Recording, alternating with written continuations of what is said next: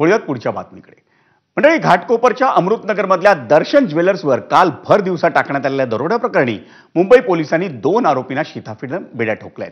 ते दोघंही विद्यार्थी असून झटपट पैसा मिळवण्यासाठीच त्यांनी हा दरोड्याचा कट रचला होता।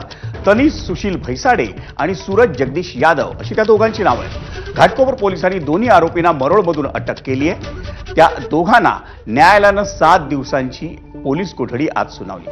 घाटकोपरच्या दरोड्यातला तिसरा आरोपी म्हणजे चंद्रकिरण रविशंकर यादव हा मात्र अजूनही फरार आहे।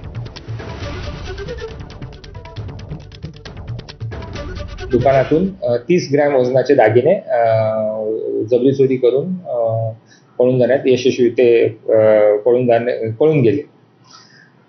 त्यानंतर पळून जाताना त्यांना काही लोकांनी प्रतिकार करण्याचा प्रयत्न केला असता त्यांनी हवेमध्ये त्यांच्याकडे असलेल्या अग्निशस्त्राने फायर करून पळून गेले होते। त्या अनुषंगाने घाटकोपर पोलीस ठाण्यामध्ये 792/25 कलम 309, 311, 3.5 भारतीय न्याय संहिता तसेच 3.4.25 आर्म्स ऍक्ट सह 37(3)135 अन्वये गुन्हा दाखल करण्यात आलेला आहे। आणि वळूयात राजकीय बातम्यांकडे।